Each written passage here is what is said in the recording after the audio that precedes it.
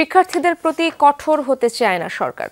রাস্তা অবরোধ না করে সোহরাওয়ার্দী উদ্যানে এসেও দাবি জানাতে পারে তারা, এমনটাই বলেছেন স্বরাষ্ট্র উপদেষ্টা অবসরপ্রাপ্ত লেফটেন্যান্ট জেনারেল মোহাম্মদ জাহাঙ্গীর আলম চৌধুরী।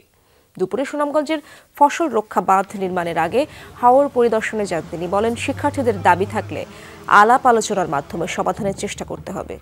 সরকার চায় শান্তিপূর্ণভাবে সমাধানে এগিয়ে আসুক ছাত্ররা। এ সময় তার সফর সঙ্গী ছিলেন পরিবেশ উপদেষ্টা সৈয়দা রিজওয়ানা হাসান। হাওরের ফসল রক্ষা বাঁধের কাজে অনিয়ম ও বিলম্ব যেন না হয় সে ব্যাপারে আগাম ব্যবস্থা নেবে সরকার। এর আগে দুজনে তাহিরপুরের মাটিয়া হাওরের বিভিন্ন এলাকা পরিদর্শন করেন। আমরা চাচ্ছি যে আলোচনার মাধ্যমে যদি সমস্যাটা সমাধান হয় ওটা ভালো, শান্তিপূর্ণভাবে সমাধান। এটা আমার এই ছেলে, আমার এই ভাই, এরা আমি কার উপরে কঠোর হব?